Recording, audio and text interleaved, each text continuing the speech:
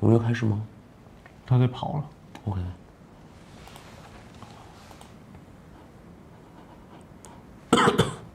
有没有声音？啊，各位观众。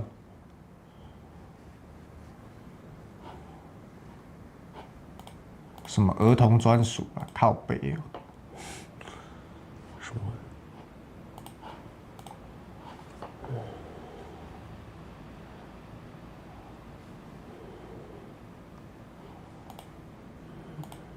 有没有声音？有声音回答一下哈。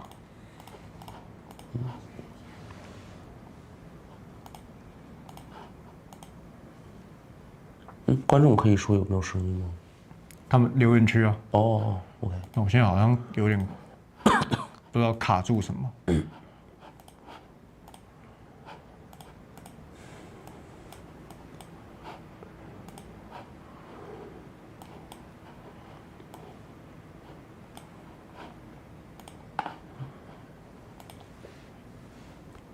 有人看得到吗？我怎么看不到我自己在干他小？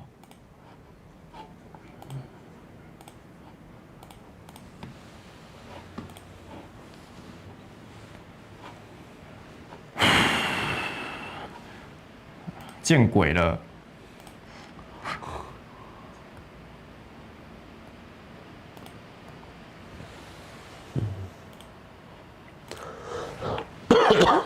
你出个声音看看，你随便讲个话，出个声音看看。Hello， 大家可以听到我们的声音吗？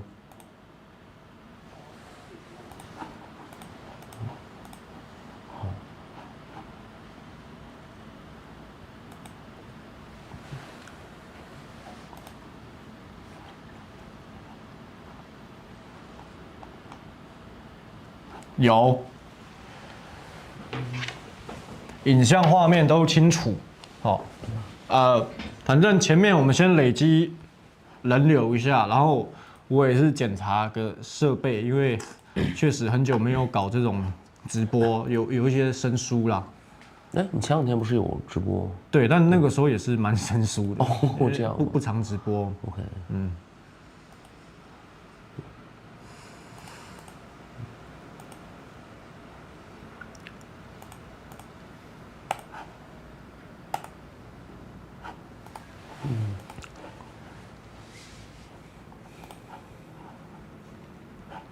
哦，感谢斗内有声音哈。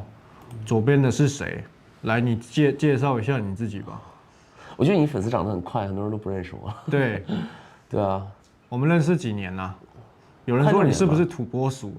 哦，我不是，我不是土拨鼠，我不是土拨鼠，我是强国反贼了。然后，对我已经有4年多没有做影片，但是我还是偶尔会在一些平台上比较活跃了。我们是2020年认识的嘛？对，2020年对。你是他中国人，他是前中国人，山西。对，山西吧哈。对，山西哪里？太原。太原对，太原，山西太原人，然后也是反共的，支持台湾民主自由的，对吧？对啊。还是填共的。为什么是？他说你是土拨鼠。哦，我不是了，土拨鼠是不是到现在没有露脸哎？对啊，只有我看过他本尊。对，我知道。只有我看过土拨鼠的本尊。没有了，就是我刚开始做频道的时候，我也没有露脸，然后也是你一开始看到我本尊，那后来我自己有露脸，对。有没有老观众看过他？你上次来台湾是24年还是23年？24年。你那个时候来台湾生重病，对不对？对，我这次也有点生病，但是我是来之前就开始生病。他每次来亚洲都会生病。去日本也生病嘛，韩国也生病，去泰国也生病，是。他已经是完全的洋人了，你知道吗？对，我感觉我已经不是亚洲人了，我这个身体已经不适应亚洲这个感觉了，对。他说他觉得你的口音很好听，就你们山西的口音都是这样的吗？北方的吧，我现在的口音不全是山西的了，因为有人记得你也赵立坚，对，赵立坚。就只有你叫我赵立坚了。对，来，他像不像赵立坚？刷屏，赵立坚像的就像哦。没有，我是说，就只有你一开始你的频道就是我在你的节目上讲我是赵立坚，然后就是你的粉丝都管我叫赵立坚，但是就还好了。对，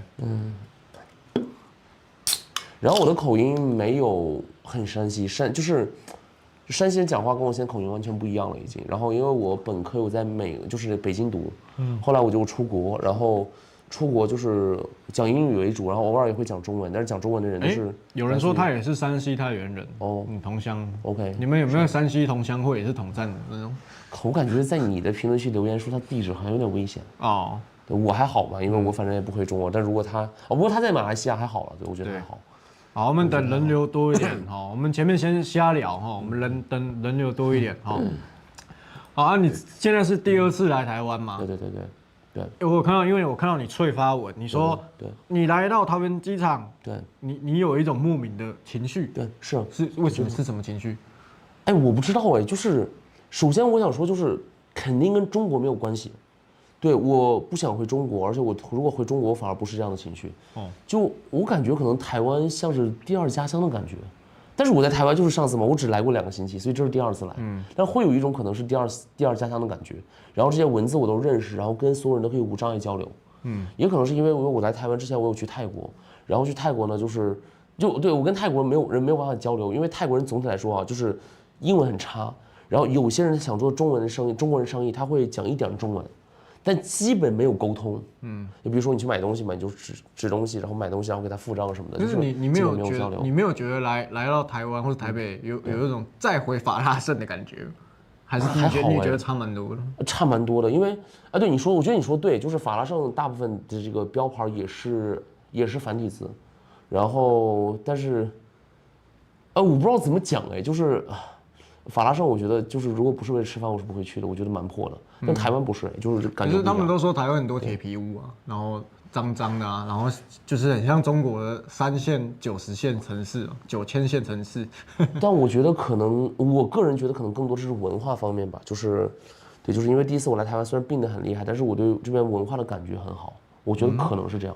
就比如说，你看，比如说外面有很多这种政治宣传语，对吧？不同党派的人在宣传自己，这东西首先在中国你见不到，因为中国全都是红彤彤的一片。馆长说这是政治斗争，这不太好了。他为什么不去北韩啊？他为什么不去北韩？北韩更没有政治斗争。他准备要去那个四川行，然后要去四川那边挺共的，对啊。然后他说你们全中国14亿人都是那个，都是支持他的啦，都支持他挺共的啦。那不就是跟共产党的那样没有区别吗？因为共产党的人说话永远都是我们有14亿人民，我是代表14亿人民，听起来就像是14亿人民只有一条心，但是。这个不可能了，说实话。你这就是你上次对，你上次来台湾跟这次来台湾，你有体验到什么？你觉得很特别的，或是你觉得跟你想象中的台湾不太一样？是不同点吗？还是就是上次跟上次？对啊，就是每一次嘛，然后包含你没有来过台湾前，你的心境上有什么转换？我觉得首先心境转化就是我说的嘛，就是我觉得台湾可能对我来说有点第2故乡的感觉。为什么？你从来没有在这边生活过对，但是你知道，就是你看啊，比如说是我对台湾的就是优点缺点，其实就是我在来之前都蛮了解的，因为我看了超级多台湾的节目，包括新闻，包括脱口秀，包括 YouTube， 当然包括你的，就我看了超级多，所以就你刚才有问我说有什么不一样的，因为其实我觉得没有什么不一样的，因为我在台湾见到的一切其实都跟我认知里面是一样的。是。对，就比如说我第一次来台湾第1顿饭，然后就是去餐厅吃嘛，然后我看到墙面上写着说。本店的牛肉来源是哪个国家？比如说是美国，我忘记了。就比如说但是他有写嘛，比如说美国，本店猪肉来自于台湾，然后本店的什么肉来自于什么地方？就这个东西我之前大概也知道，然后我看到了，我觉得，原来台湾的食品安全就管得还蛮严的。但这个东西它并没有超过我的认知，因为我本来就知道这个事情。你们中国不写？不写啊，中国的食品安全，你不知道中国的食品安全是一个非常大的问题。对吧？就是所以的话就是对，就是我觉得没有什么不一样，因为我真的来台湾以前我看过超多的。内容，你知道有一次啊，就是我当年在做频道的时候，有一次就是有一个观众来给我讲一个什么虽然但是一个什么东西，然后我就直接在底下回应，我用简体字回应啊，我说这不是互加盟起手式吗？然后底下有好多台湾观众超级惊讶，就说为什么我会知道这个梗？他们认为说可能只有台湾人才知道这个梗，但我就知道，因为我看过超多就是台湾的节目，对，所以的话就是我觉得我对台湾来之前我就蛮了解的，然后来了之后就只是。你亲眼见到了一些你曾经知道的事情，但是你见到了还是会很开心，对。当然，就是也有一些不好的地方嘛，比如说大家都说台湾是行人地狱，然后我再从美国来，因为你知道美国嘛，就是你也比较了解，就美国这个汽车会让行人，那台湾有时候就不会让，然后这个就是首先呢，这个确实是事实了，我觉得。然后第2点呢，就是我觉得我觉得蛮有很熟悉的感觉，应该在中国更惨，因为在中国会更不让，就如果你说行人地狱的话，就是中国可能会更地狱一些。但是我听说呢，就是近几年来，像在杭州、上海这样的城市，就是汽车如果在比如说人行道、斑马线上不让行人的话呢，就是会罚钱。我听说今年是这样，但是今年我也没有回中国嘛。然后至少在我小的时候，汽车是完全什么回去啊？什么鬼？就是在我小的时候是完全不让的，你知道吗？就是你可以在一个斑马线上等5分钟，然后车来车往，没有一个人让你。这是我小时候的记忆，在中国的记忆。所以就是现在的台湾，就我因为我几年没有回中国了，就是现在中国可能也没有那么糟糕，但是呢，但是就是怎么讲呢？就是台湾这种行人地狱，反正比美国是要差一些。但是我觉得这个也是我意料之内的，因为我来之前我也知道台湾是行人地狱，我也听说过。对，那你们觉得就是你这一次来台湾跟上次来台湾，你有没有遇到就是比较亲中或舔共？这次没有，因为我昨天才来。对啊，然后我昨天还有今天见的人，就是做的事情就没有这个机会了。然后呢，但是上次有了，上次亲中舔共主要是计程车司机，这是因为微信上有发过，然后就是我一上计程车，然后就是计程车司机说 OK 你是中国人啊，我说是，然后他就说哇中国多好啊，他是不是说你是不是大陆人？好像是这个我记得不是很清楚了，但是他一上来就说啊中国或者说大陆了，就是好好啊，现在发展的好好啊，你看我们台湾怎么样我整个人就听得很懵，然后我又怼他了，我说其实我现在没有在中国，我是从美国来的，然后从中国大陆现在直接来台湾来不了，然后我有直接怼他，然后我说中国其实也没有你想的那么好，我其实有直接跟他有直接呛他，他有这样，他有啥？他没有了？我觉得还好，因为可能我是乘客了，所以他也没有怎么样。然后呢，就是上次来是有发生这个事情，因为上次我坐过很多次计程车，所以到现在为止呢，对，我觉得就还好啊。就现在的话，就是这次因为时间太短了，没有，就是我也希望不要碰到这样的人，因为我觉得很晦气。我觉得你这次来，碰巧就是523有一个挺国防跟军购的游戏。OK， 对了，对啊，反正如果你有时间再去看，但你因为你可能是外国人，你参与可能就会被蓝白检举说驱离出境了。但你可以围观了，就说你不要去举标语就好了。这就是对你到时候再看啦。好，那就是说，我觉得。就是说，因为我今年3月份我去了纽西兰，然后也去了美国，就是我发现，反贼圈呐，然后就是很会内斗，就是大家没有办法好好的反共。就是这个，我觉得你也不需要去纽约或者纽西兰，就是反贼圈一直都是这样。我从2021年就有发现这个问题，对，就是一直有这个问题，对，是啊。是，谢谢大家抖内哈，谢谢大家抖内。对，那你自己有什么海外这些经验分享吗？因为我这次真的，你看有小粉红来了，你看，真的过来大陆亲眼看看。我操，他就大陆人啊，靠北啊！你哪里的？我是山西太原人啊。还是你是台湾省人？我是台湾人，我是民进党侧翼网军了，对。对，这口音是台湾口音。来，再随便讲个句子，台湾口音来。干你娘鸡巴嘞！哦，你完蛋了，你完蛋了，这是台湾人是吧？台湾人了，你台湾人了。就我想学台湾人讲话也很容易，因为我真的看过超多台湾的节目。他叫你去大陆看看，不要不信。你是台我是民进党雇的美国的侧翼网军了。对，没有，你是台湾山西美利坚省人。对。好，你继续讲。你刚讲的，我知道我看到有小粉红，真搞笑。对。没有，他说你是台北太原路人。太原路，我们有一个路叫太原。真的吗？这样 OK。真的很会，太原路人靠北。爱国朋友来是不是？这口音最好是台湾人呐，还是不要跟我说什么？我知道我去过台南，这一定是台南的口音，你别跟我乱讲话啦。什么台中口音？白讲话。欢迎来大陆拍视频打脸我！你要封锁他们还是跟他玩？这个人是有病啊！你要封锁他们，不觉得很好玩？你一定是民进党侧翼。好的。民进党现在很有钱，他们可以雇得起美国人，是吗？对啊，美国爸爸川普派你来的。对，川普前几天派你来。这是不是一个我给民进党钱啊？川普前几天不是说川普昨天说了会跟赖清德通电话谈，所以就派你来了。对，派我来。派你来了，你看说来就来，说到就到，空军1号刚刚登陆就来跟赖清德谈。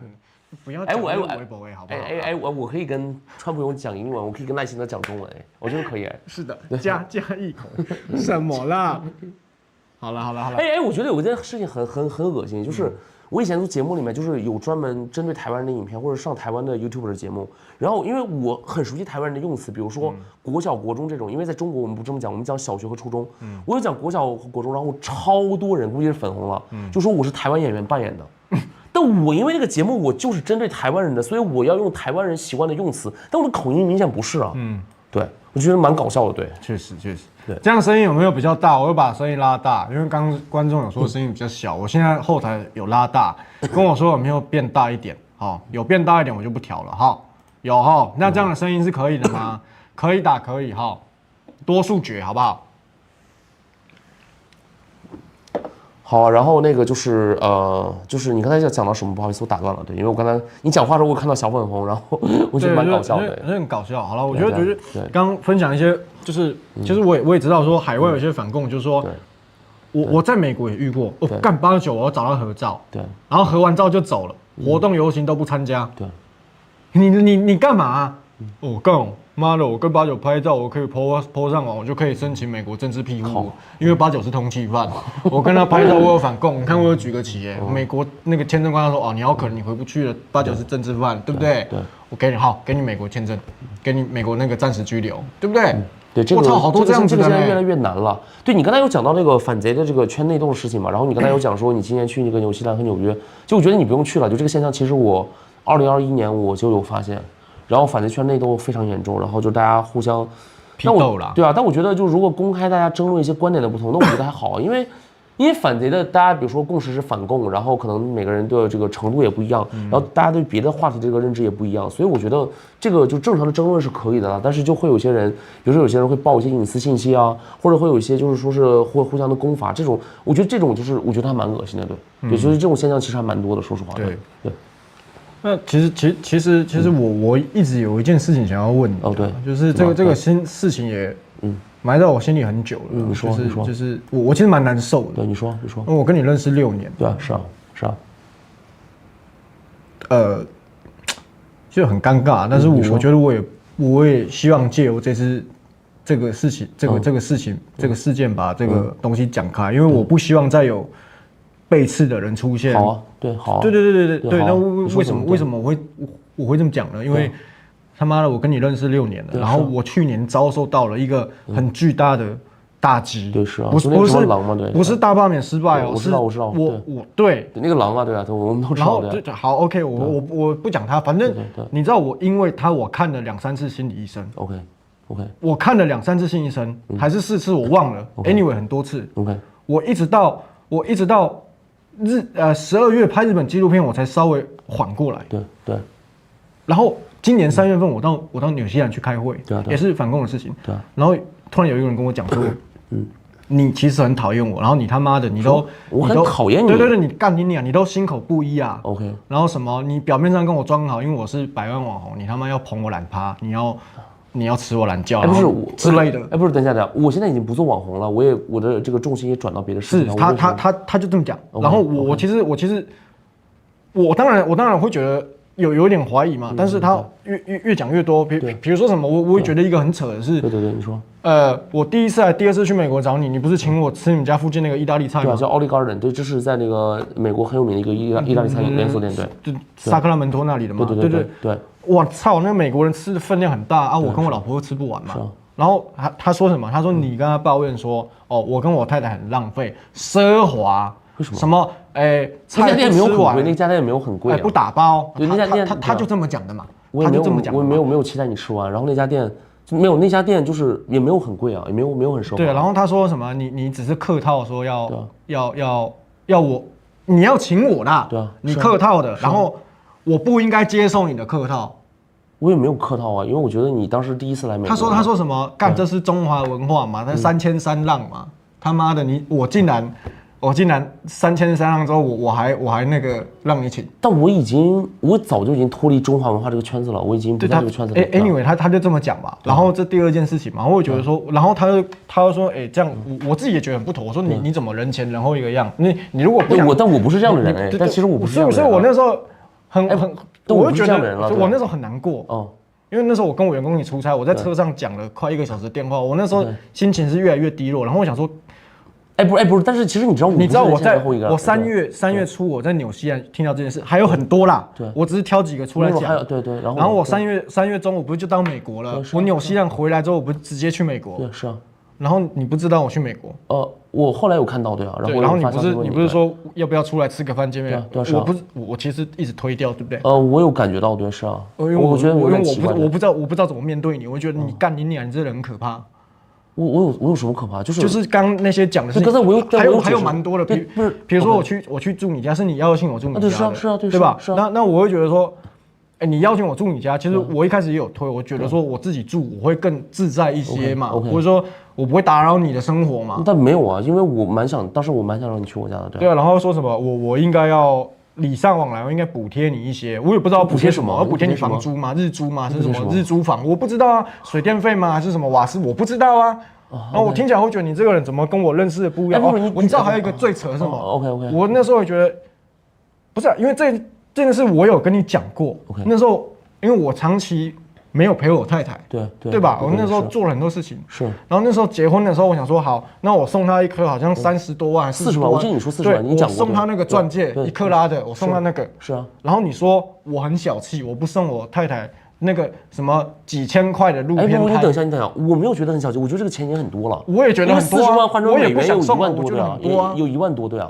大部分美国人送的没有那么多。因为我觉得我从跟他交往到他结婚，我这个时间我一直在忽略他。对，我不能说忽略，我真的工作很忙，我还有那么多纪录片。没有，我没有觉得很抠啊，因为40万换成美元有1万多，但是美国人送钻戒一般就几千美元，就大部分了。对啊，他说你觉得我很抠啊，但我没有啊，但我没有这么想啊。他说他们都说是你从你嘴巴讲出来，还有很多事情。他们是谁？他啦。OK。还有一个事情就是，我住你家好像2次吧，是吧？2次，一次是23年，一次24年，对。就24年那次，24年那次，我们还有其他人，不是住你家吗？是啊。其他人是陈宇正吗？可能不，那一次有他，那就是陈宇正了。不是那一次有他，不是那就是陈宇正。不是。你先听我讲，因为你刚才有讲到嘛，你刚才有讲到说你3月份在纽西兰接到的电话，然后我非常确定这是陈宇正，因为我在2月28号的时候，我有在推特上公开骂他，然后我为什么公开骂陈宇正？其实所有人应该都知道原因，因为陈宇正直接跳反了，陈宇正曾经是一个反共的频道主，然后他现在这1年他在做什么？所有就看他，就是他现在频道没了，就是所有有看他的 YouTube 频道的人，或者是在推上面有追踪他的人都知道。他一直在骂反共人士，一直在骂青鸟，一直在骂民进党。所以我在2月28号的时候，我有在推特上骂陈宇正。2月28。对。所以因为你有讲到说你在纽西兰3月份接到这通电话，所以肯定是他了。因为我有在2月28号那天骂他。我操！我3月份接到那通电话，我整个心情他妈荡到底的。好来，你看。我是不是还有跟你说，干这个人怎么这样？我要相信谁？我他妈以后要相信谁？来，我给你看啊！不是啊，说不定他说的是，不是因为你刚才说到有谁住吗？因为那次就只有你和你太太还有陈宇正。我没有说是他，那就是他，肯定是他，那肯定是他。反正那一次对不对？我们有一起住你家。对，是啊。然后还有说什么呢？是啊。你对我太好了，你甚至送我到机场，因为。但是我提出来的那次，因为你家在萨克拉门托，对，是啊，然后你要送我到旧金山，对啊，你在旧金山，因为当时你和你太太2个人，你们没有租车，然后你们大概有6、7个行李箱，对，然后我知道就是那个过去是有大巴，但是坐大巴会很麻烦，所以我觉得如果我送你们是最好的方式，路程其实3个多小时吧，来回有快4个小时，但是我觉得还好，因为当时我也是周末嘛，就还好。其实我会觉得说，因为这件事情，我觉得只有你知道，对，是啊，对吧？然后我会觉得说，干我其实自己有能力，我也可以达成，我不必要麻烦你，你怎么这样？事后说，89我可以帮你，是啊，然后事后说。干你怎么这样子亲了我送你？我没有这样子。对，但是我也没有啊。来，我现在再给你找，照片，就是我当时就在2月底我骂他，对。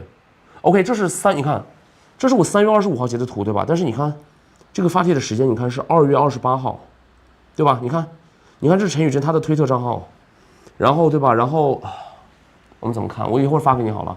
你看2月28号。陈宇正发了一个，就是说他认为美国不应该杀掉伊朗的独裁者，我觉得他很弱智，然后我又直接喷他，而且我喷他的内容呢都是公开的信息。你看，这是2月28号，你看2月28号，2月28号对不对？我知道你不太用推特，当然你有账号，但你不太用了。那这是我有喷他，对，然后是这样，这个事情肯定是陈宇正了，因为你看嘛，你是3月份接到那通电话，对，我再跟你的观众讲一件事情，就是。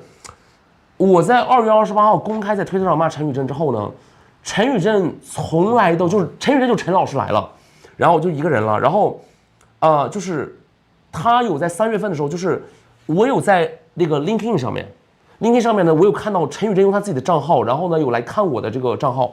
因为 LinkedIn 是一个，就是你在美国工作，你一定要有这个账号，然后呢，你在上面要放自己的个人信息，要你的真名，然后个人信息，然后工作的公司。然后因为陈宇正有在我家住过，他知道我真实的姓名，所以他有用他的账号，然后看我的 LinkedIn， 被我发现了，因为我是会员。然后他看到我的账号之后呢，就是他看到我账号之后呢，然后就是我觉得他看我账号，但是我觉得也还好，没关系。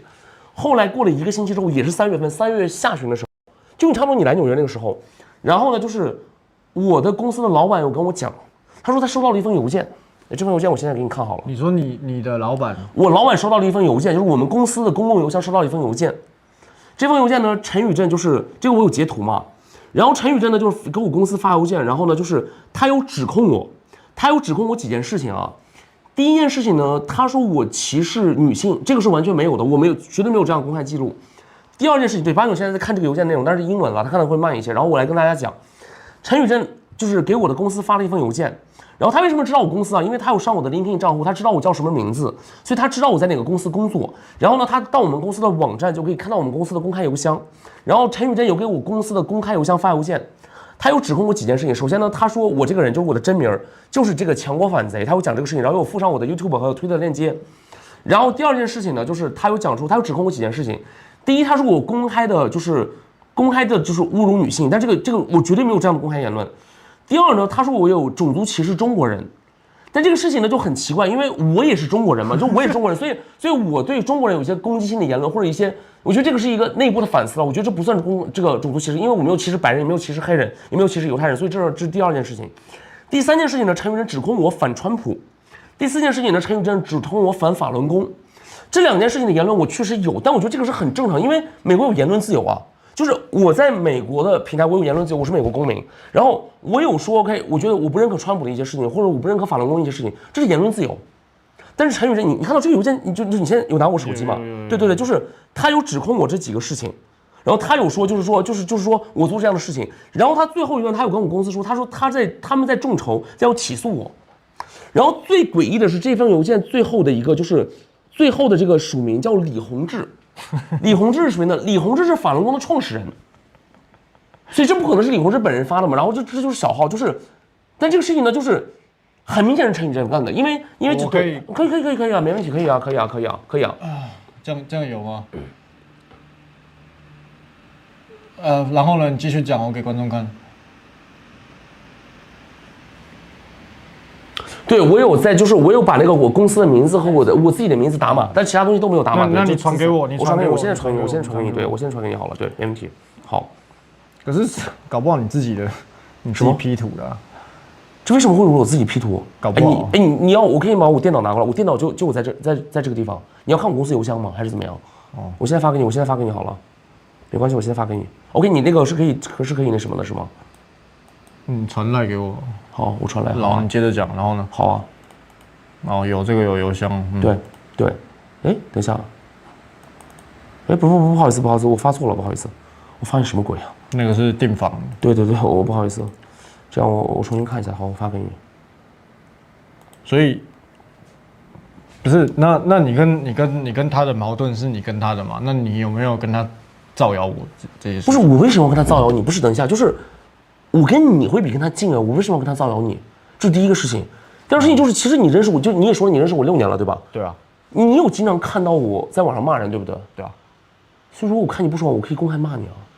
对啊，这也是我认识的你啊。对啊。所以我可以公开骂你好了。我为什么不我为什么要私下里跟你哥俩好，然后我要去跟别人讲你的话？为什么我要这么做？我的立场和理由是什么？你得不到什么？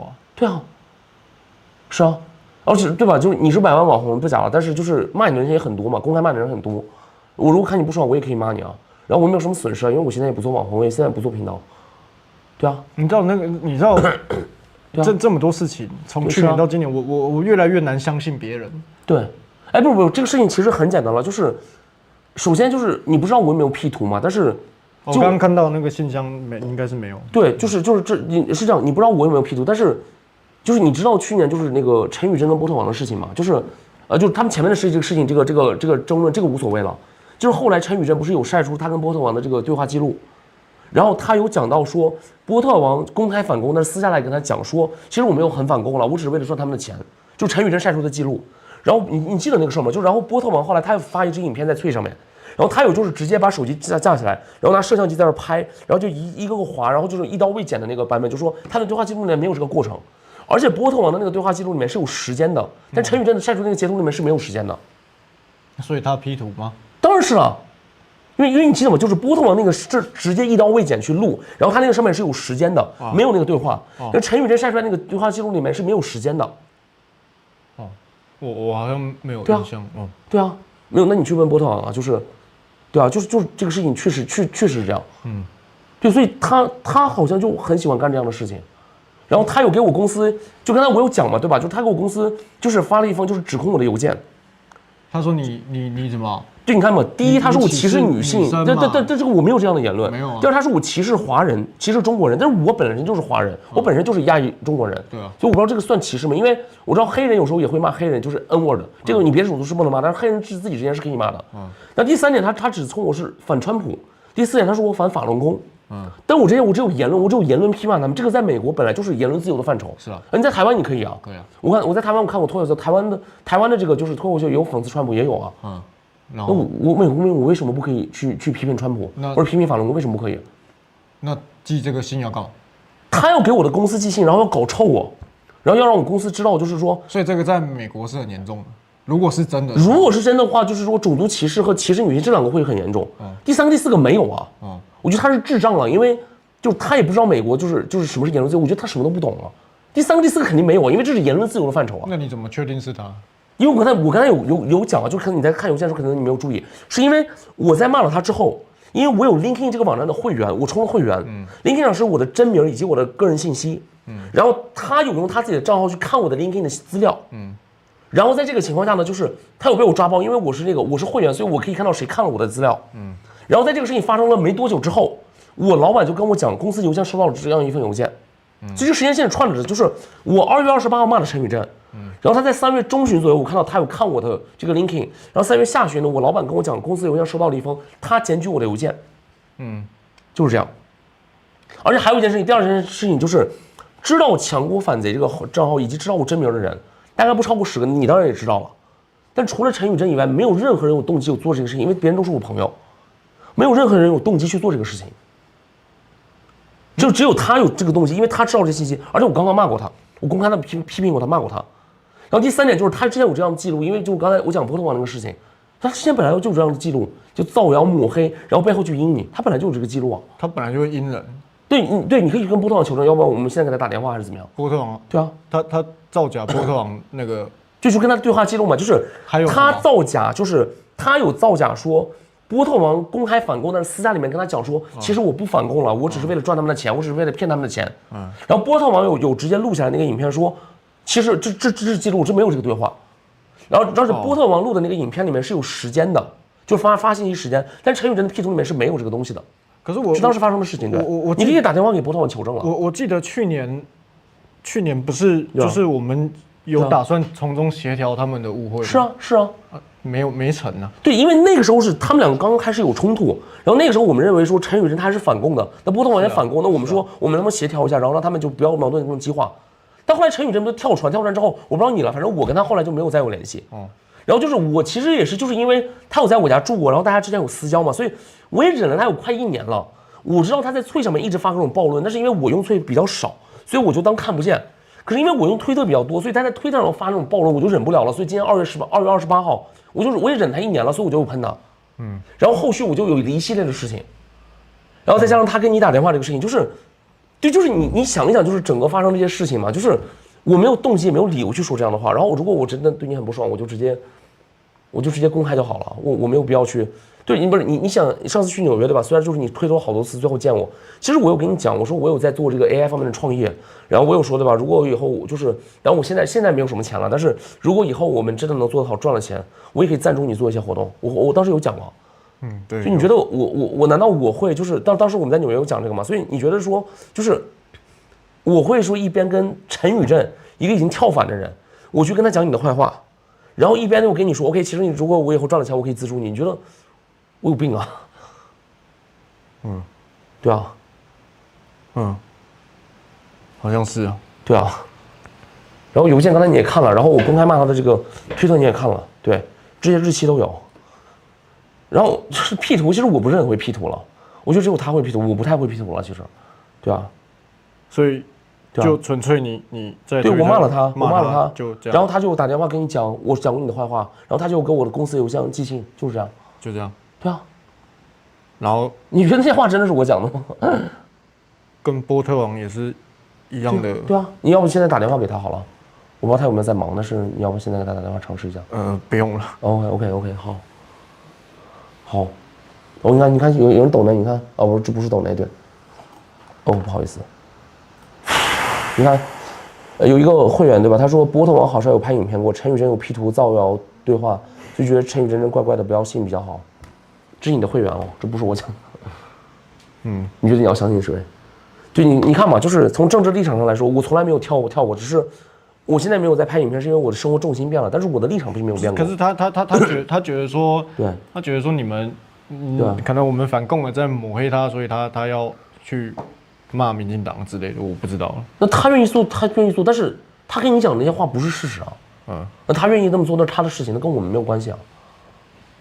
那对啊，那跟我没有什么关系。不是啊，那他对啊，他继续反共跟他，我不能理解，就是好了，如果今天你骂我也是真的好了，是，那你我也是继续反共，对，我也继续反共，对，是啊，为什么要改变？是啊，就是那这是另一个话题了，就是这个事情是这样，就是他发了这个邮件之后，我有就是给他发来，就我没有1年没有联系了，我有发来，然后呢就是狂轰滥炸他，然后就是因为我知道这事情他干的，然后他后来又打电话给我。然后我们打电话，就是他有呛我，因为我公开骂他们，所以他有呛我。然后呢，就是对他有公开呛我嘛。然后第二件事呢，就是说他有就是跟我讲说，就是那个事情不是他做的，他抵赖，他说这不是他做的，对，他说这不是他做的。然后第三件事情呢，就是我跟他讲嘛，我说对啊，波特王在去年的时候，他有来指控你一些事情，你不管你认可还是不认可无所谓了，但是你可以继续反共嘛，对吧？然后就是一些还反共的一些台湾人，他还是会支持你。可是他跟我讲的原话，这是他就是3月份他给我打电话的原话，他说对吧？现在青鸟台派都已经反，今年就是他发这个邮件之后，因为我有狂轰滥炸他的消息，因为我知道是他干的，他有打电话给我，然后我们有对话，然后呢，当时我就有问他，我说对吧？就是那波特王，你不管你认不认可他，但是你继续反攻就好了。结果的话就是他有跟我说，那就是青鸟台派都已经这么攻击我了，都已经背刺我了，我凭什么要顺着他们走？我觉得整个人莫名其妙就是。你不是为了你自己反攻，或者你不是为了你价值观反攻，你是为青鸟反攻的吗？就我觉得超级奇怪。对，他有这么讲原话，他有这么讲。反攻为什么是为了青鸟？我不知道，就他的价值观就是这样。你确定这是他讲过的吗？他讲的，就是他讲的，但我没有记录了，因为是我们通话讲的，我没有这个聊天记录了。他也不会说给我发这样的记录，对。但是如果我们通话讲，他有这么讲。而且你再看啊。你看他曾经是小粉红，对不对？这个在你们节目中，你第一次去美国才讲。他以前是小粉红，他以前小粉红，他以前讨厌我，是小粉红是吧？他以前是小粉红，而且呢，他在中国卖 VPN 被抓了，被破坏了，然后他就流亡到海外。然后呢，他有拍节目上，就他有拍影片上你的节目。然后呢，因为你的节目基本上都是这个台派青鸟嘛，然后就是很多人很挺他，很支持他，很可怜他，又给他打赏支持他，然后他就开始做频道。所以那个时候他就会就是。因为这些人因为共产党迫害我，然后青鸟台派支持我，所以我就要挺台派，他就是这样。然后他当时为了反共，然后当时他有造谣，然后有被西兰抓，这个事情是很有名的。就是他有被对他有被西兰抓出来，因为他为了反共去造谣。对。然后呢，就是去年就是波特网友拍影片去指控他一些事情，就不管有多少认可不认可无所谓了。然后他后来这件事情之后他就反水，然后他就是从小粉红到反共挺台派，再到。反台派，然后你看他现在发的所有的东西都是青鸟很智障了，民进党侧翼网军了，民进党很智障了，全是这样的内容。就他这个人其实他没有价值观了，说实话，他没有价值观。是的，就是你迫害我，我就跟你对着干，我就要对抗你。如果你支持我呢，我就讨好你，而且我讨好你，我甚至用造谣的方式去讨好你。然后如果我讨厌你，对吧？比如说波特网友批判他，然后他就会用造谣的方式，用 P 图的方式，对，然后就是这样，然后他会用造谣的方式去反，就是他就是这样。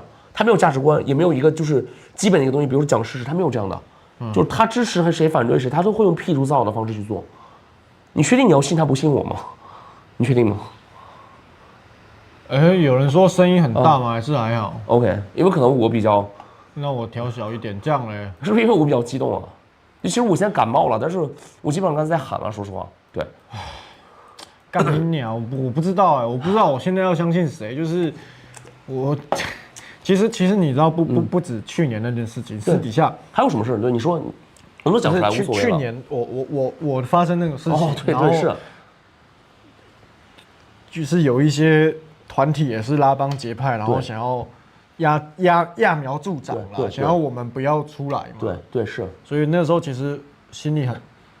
好，谢谢你的抖内，就是我现在没什么心情感谢你们的抖内，但是我晚一点会感谢你们。我先把事情讲好，好不好？反正先谢谢你们的抖内，但是我先把事情好了，谢谢了，我先把事情讲好了。我讲到哪去了？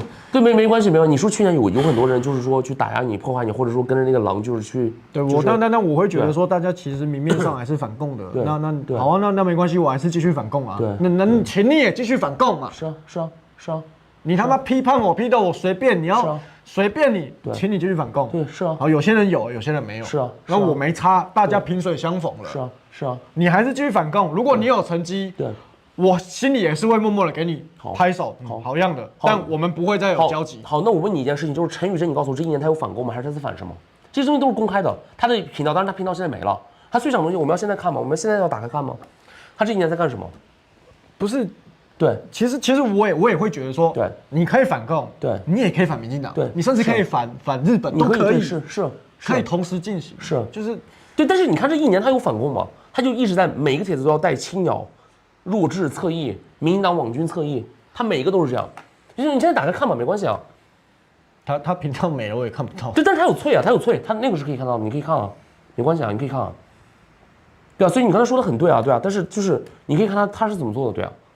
对，然后你还有提到嘛？对吧？不是，我先讲为什么我会一直很犹豫，就是好啊，我现在波特王来是吗？我看一下，哎，很多人说波特王来，波特王在哪里？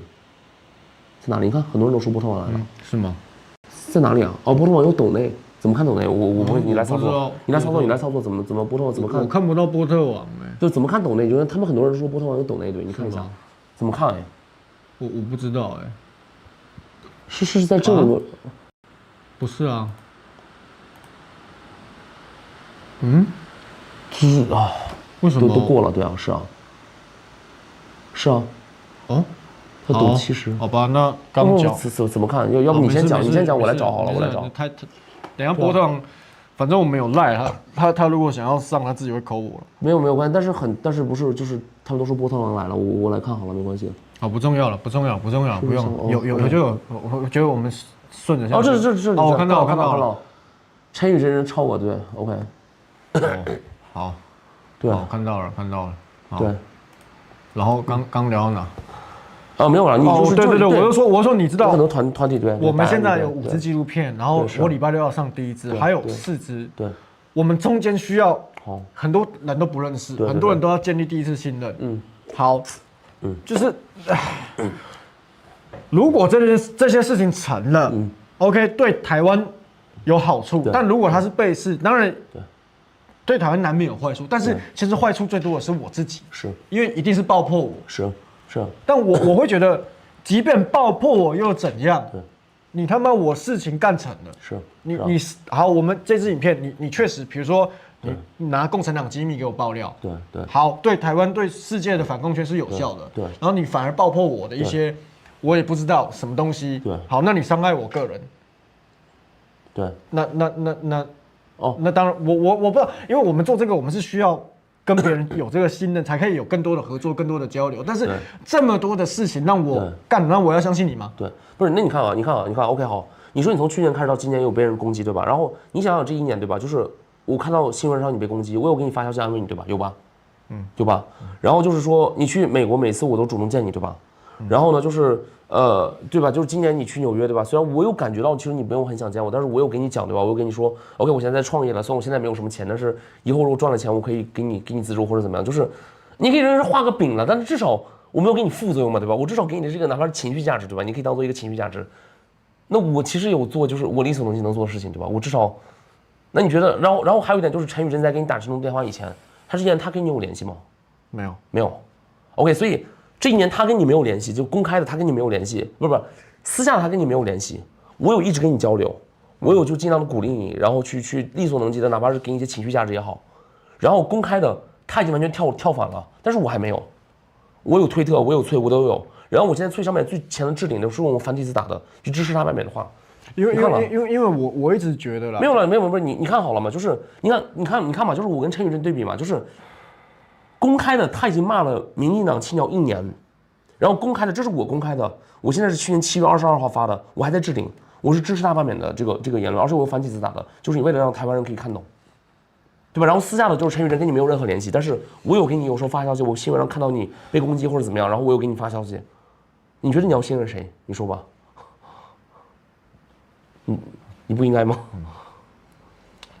对，然后因为我只能说去年的事情对我打击太大了。是，因为是，我可以理解啊，然后我都理解啊。你知道那天我接到那个电话，那时候我们在皇后镇是不是？我们在皇后镇，对吗 ？Hello。对，那时候我们在。对了。皇后镇那里。那时候对，然后旅途到一半，然后整个回饭店，我要拍片，然后处理很多事情，跟台湾又有5个小时的时差。我不知道我带什么心情去处理这些事情，然后我到底要干，马上跟你求证呢，还是因为我接下来又要去美国了，然后。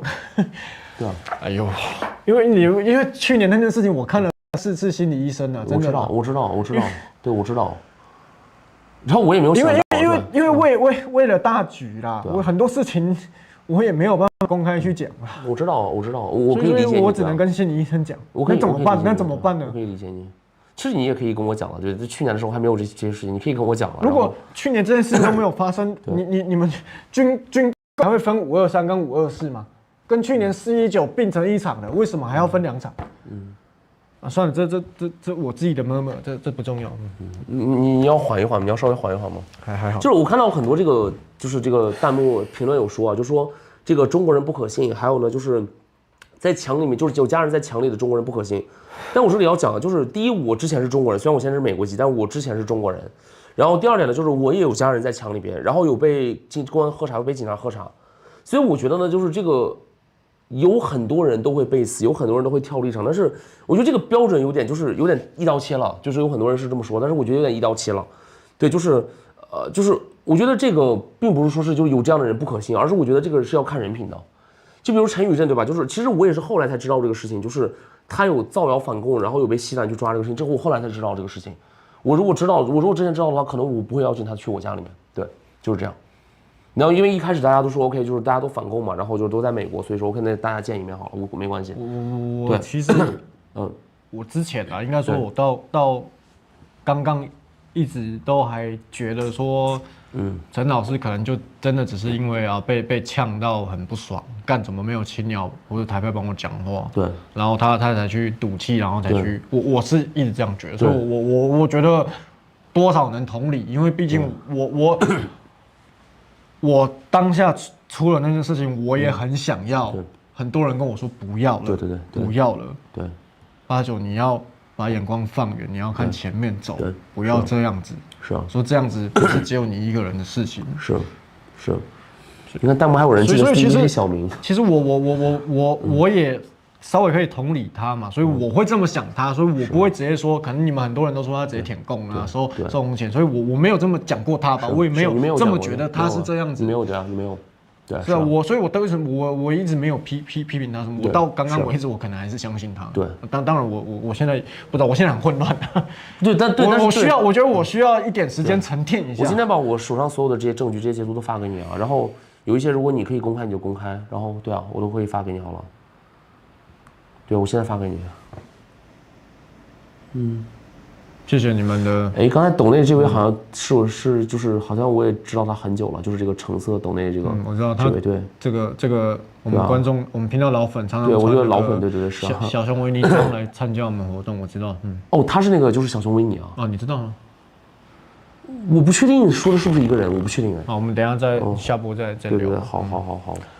所以反正我把这些证据我现在都发给你，我现在都发给你，对。干不是啊？那对你说，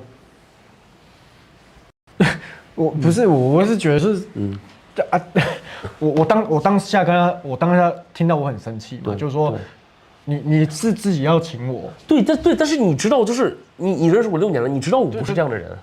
就是我如果对你很不爽，对，就首先你知道为什么我会相信他吗？因为我也觉得我那时候认识他的那个人不是这样的人啊。对啊，是。对反正因为我有 PTSD 啦，所以是我知道，但是就是第一是这样嘛，第二点就是说，然后我有跟他说，我真的很生气了。对，我在车上情绪有点绷不住我还大声我说干屁啦，最好是，我说。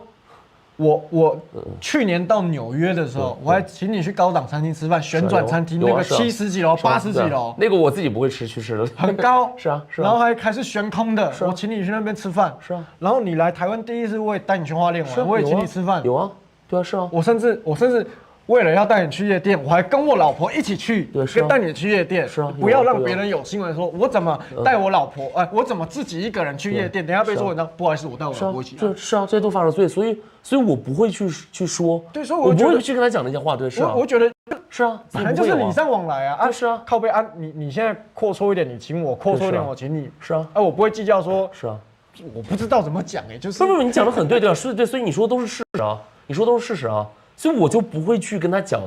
他是跟你讲那些话，就是我，这些都是假的。就好，比如说我今天来美国，你请我吃1餐1000，对，但我也不会 care 说，我今天你到台湾，我请你吃1500的，对啊，我不会去 care 这个，我也不会 care，我 care 是这样子的互动而已。对，然后你想象，就是我第一次邀请你去我家那个状态，那时候我在美国有个大房子，然后我有2个白人房客，但是就是我一个人，他们只是我房客了。然后那个时候就是我确实啊，就是我很想让你去我家，因为而且你记得当时去的时候，我特意有留一个房间。其实我可以3个房间都出租的，但是我有留一个房间，就是给我朋友来住的。然后我有一个在美国的朋友，他是中国人了，然后我有想让他来住，但是因为他有些自己的原因，他一直没有来住。所以你其实是来住的第一个朋友，然后我是很开心的。然后就是他也给你讲了，对吧？我为什么毛巾东西都准备得很到位，因为我本来就有很有来的预案的，所以我是想让你来住的。那你不是也对他也是这样？对谁？他来你家的时候不就都是对，也是这样，对啊。那为什么？所以他跟你讲说我要什么礼尚往来，还是要什么？他说你对我太好了什么的，你还载我去，然后你不屌他什么的。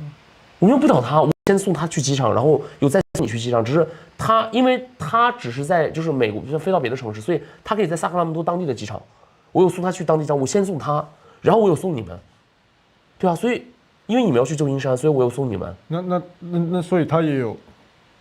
那反过来说，那他也有没有讲说，对我怎么样在你身上？哦，对，我只好是这样吧？就是你还真有，是这样。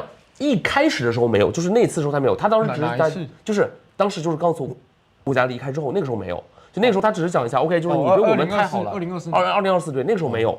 然后他在那个就是2025年就是跟波特王的事情发生之后嘛，因为那个时候就是整个就是波特王做影片之后，然后因为他当时就有很多台派去攻击他，然后他那个对整个台派群体都很不爽，所以那个时候他又讲了很多你的坏话。关我什么事？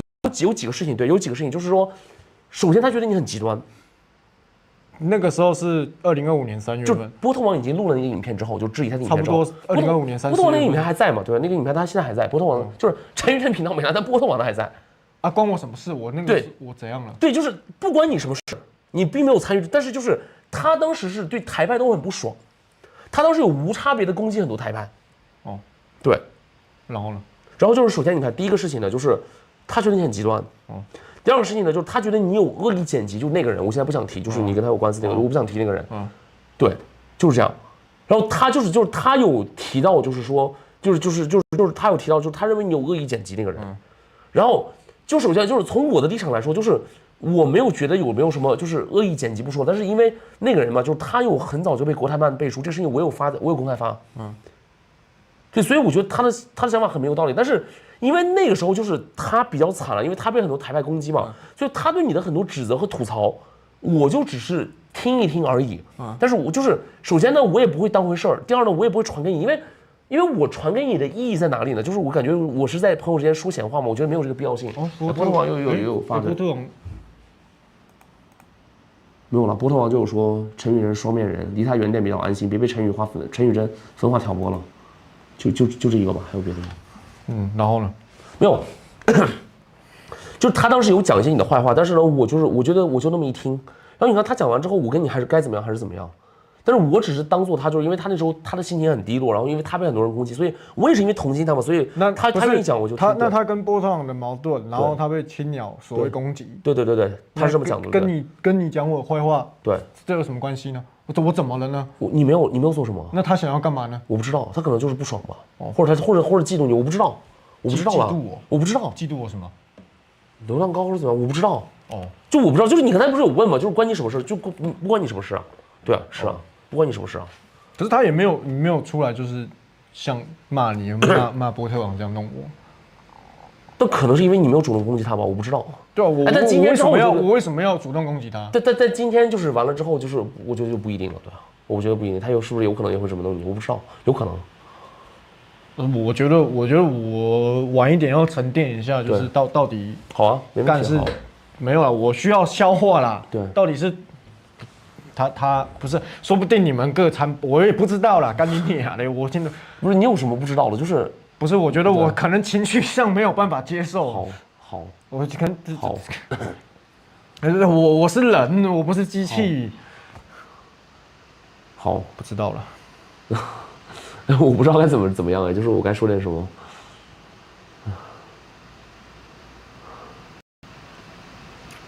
可是那个时候。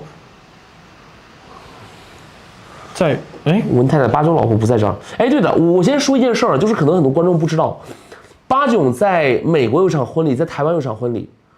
八囧在美国的婚礼全程都是我跟进的，对吧？对，就我有带你去，对，然后带你去就是每一个就是每一步怎么做，流程怎么操作，对流程，对我有参与。对，然后当时为什么陈宇真会来我家，有一个原因就是因为。本来陈宇真也要参加你的婚礼，对，他没有去。对，他。然后我才说，对吧？要不要就是？然后后来你说你要去我家，然后我说 OK， 那要不要也邀请他一起来？对啊。所以就整个就这5、6年以来，就是我跟你会更近啊，我觉得。不知道你是怎么想的？他在说什么？他在说什么？对，什么我当街跟我太太怒吼在打架什么的，干哪有这种事情？还打架嘞？凶悍的。他说你说的。凶悍的啦！你跟你太太如果当家打架的话，我觉得你应该上新闻哎。是啊，对啊，是啊，对啊，是啊。所以我那个时候，因为对，所以你还想明白是怎么回事？不是，因为他也不是一开始一上来就说，他说你跟你老婆在街上打闹，对，他前面是先说那些鸡毛蒜皮，后面才慢慢这样子，然后还有那个戒指，因为确实我记得我忘记我是跟谁讲了，反正就你们那一群嘛，美国那一群嘛，我就说那个我太太买太多戒指了。你看，现在有观众问你，有抖内问你说，你为什么会对陈说的话保持那么？我没有相信，我现在是。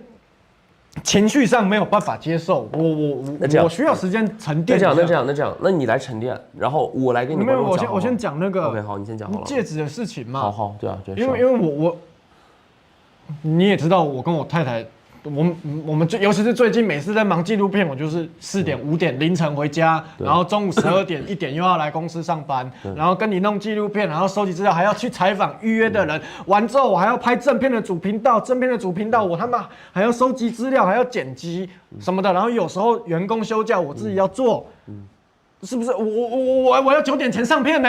然后弄完我还要继续弄纪录片，而不是说都丢给员工，他几点下班，我跟他几点下班呢？我不是说在那边丢给员工做，我会陪他一起做完呢。我知道啊，OK， 反正这样子，我的压力也不小。我知道，反正就是这样。然后 OK， 所以我太太结婚，她喜欢那一颗钻戒，那一颗钻戒就那个时候40万，我觉得很贵。是啊，我觉得10万15万紧绷我可以接受。但我觉得说我这2、3年我确实花很少时间陪她。好，那一生一次可以。是啊。那以后就也没有第2次了。对，是啊。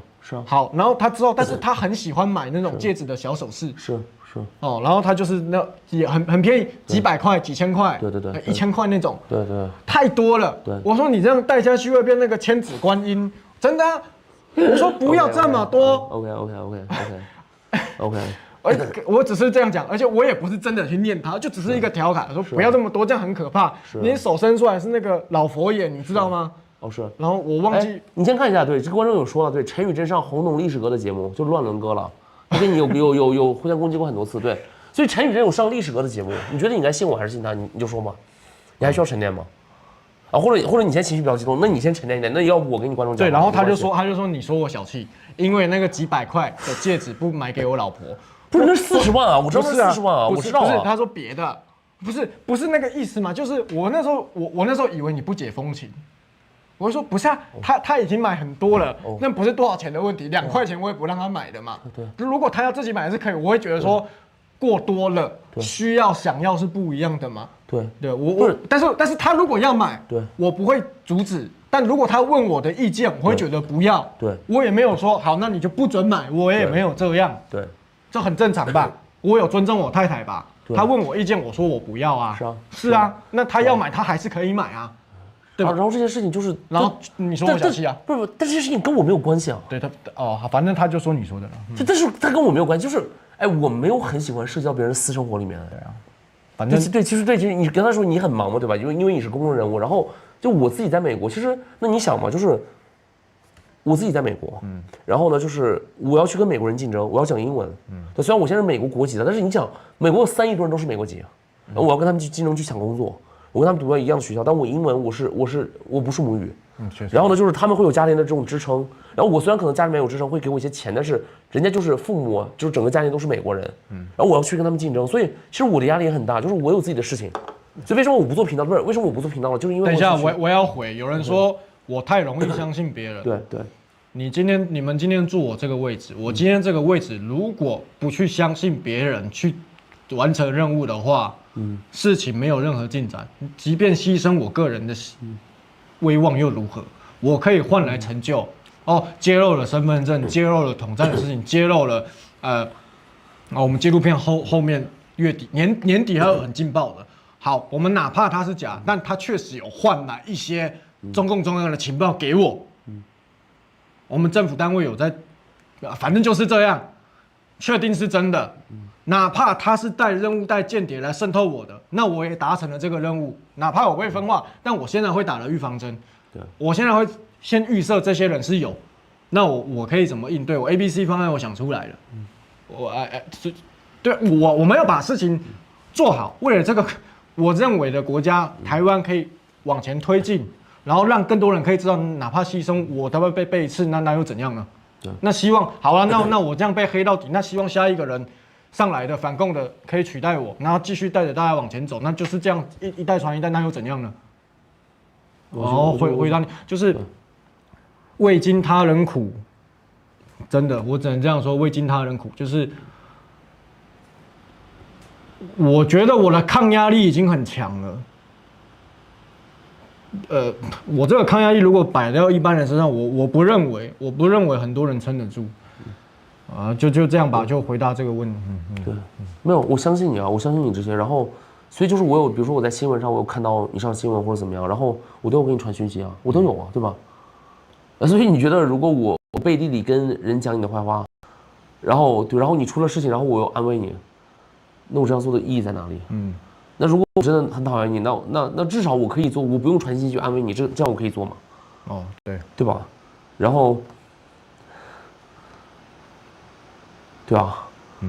你还要再沉淀吗？还是怎么样？要不你沉淀一下，然后我给你观众讲；要不就是，但我觉得一个事实就是，陈宇真的前2个月他确实有上那个轰动历史哥的节目，我知道。然后历史哥跟你互相呛过很长时间，他有上历史哥的节目，因为他那次有，因为那次我知道那个。洛人哥有要试图抹红，不是抹红，就是抹黑我了。OK， 对。他那时候跟那个陈老师说，对，8、9带众去，霸凌你啊。那个陈老师有说没有，他没有这样不是他。所以我那时候觉得，那起码也没有在那边乱讲话，确实我也没有。对，但是好像除了你，刚才我看留言有人讲啊，就是像这个波特王，还有张瑶，还有有别的频道主陈玉珍都有攻击过。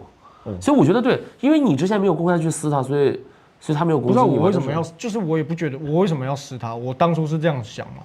对，但是他现在确实是已经就是，我觉得也不是跳反吧，但是就是至少转变阵营已经1年了。对，就是因为他也在我家住过，所以我也一开始就说 OK， 他愿意跳，他只要不要太过分，我也不想公开去说他什么。我最开始有这个想法，但是因为他现在做的越来越过了，而且关键是他如果在推上面发就好，但是他有在推上面发，然后我用推的比较多了，所以我看到他我就没有忍住，我就是顺口我就回了，就是这样。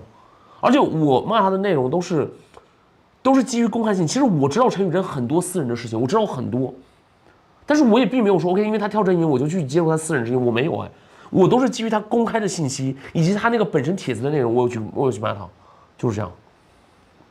我跟你一样的想法，只是我比你就少忍了一段时间。所以他寄信去你那边的公司，对，是啊，是啊，我刚才有发给你，对，我有发给你，对啊，是啊。靠北哦，干你老师，89，你上辈子是不是踢到陈家的坟墓？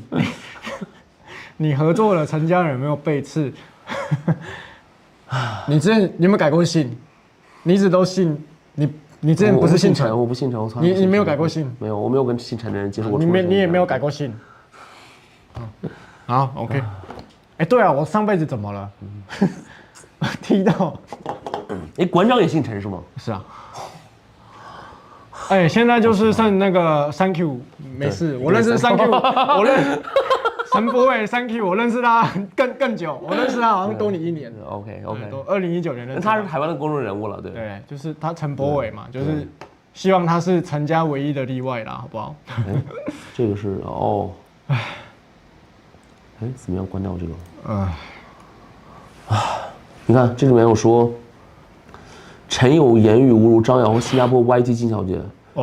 是哦。哎，这个我这个新加坡 YT 金小姐我不知道，哎，但是有一个频道主我知道啊，有一个女频道主好像叫景言景语，然后就她对，然后那个频道主他有去讲陈宇正相关的事情，然后陈宇正回击他直接叫对方叫鸡言鸡语，就直接人身攻击侮辱，对，有这个事情我知道，对，所以我也忍他快1年了，我知道他做了很多很恶心的事情。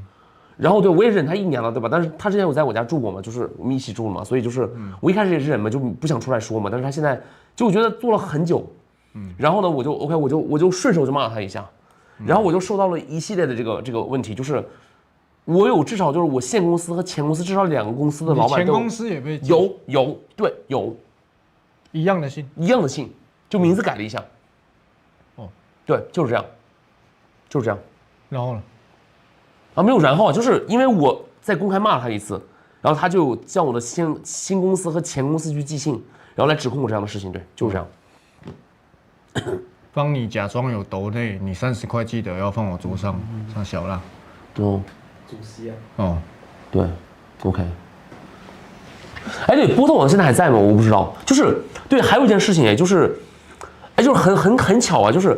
我本来不认识波特王，我就是因为陈宇正给我寄信这个事情，我才有去给波特王私信，然后我才跟波特王有联系，然后波特王就是也有跟我讲说，陈宇正有给波特王的这个就是厂商去寄信，又是寄信，就跟我这个方式是一样的，对，哎对，所以这个我也是，就是我跟波特王联系之前，我大概只有90%的这个就是确定，就是 OK 这是陈宇正干的。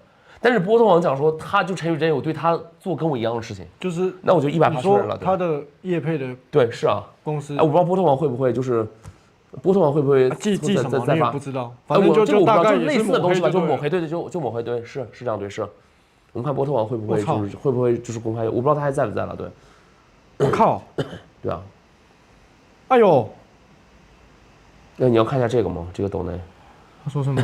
希望89帮大家发声，调降汽车关税跟调降关税。哦，对，我之前也说过，台湾的车太贵了。对，台湾车真的是世界他妈贵。然后因为这个有牵扯到重复课税的问题啦。然后如果当然这个蓝绿白都不愿意做啦，因为为什么呢？因为你一做这个会少了一个财政收入，你少了这个财政收入，你很多地方要挖东墙补西墙。那但是这个你们也是要想办法去解决啦。就是我认为这3党联合执政，你看现在蓝白也过半，他们也不敢推，绿的也不敢推。我觉得这个3党都不敢动，是因为这个会动摇我们的一些财政收入的根基。所以，但是你不动的，你这个长痛不如短痛吧，就是你配套措施做，这个蛮复杂，这个真的蛮复杂。但是我也是觉得应该要降，没有错。哎，有人说波特王也姓陈哎，我蹦不出来。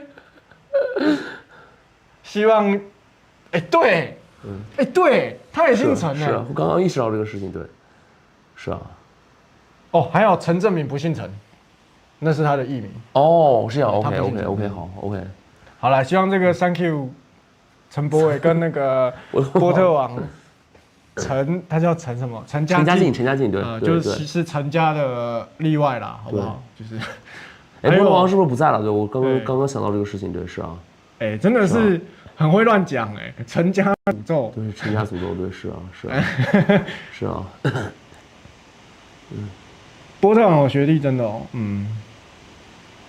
陈正明去哪里了？陈正明就是这个我要回答一个人的问题。他说一样的机车台湾卖11万，中国卖5万。我觉得你不能你可以跟其他国家对标，可以跟日本跟韩国对标，千万不要拿中国这个内卷削价竞争去对标啊。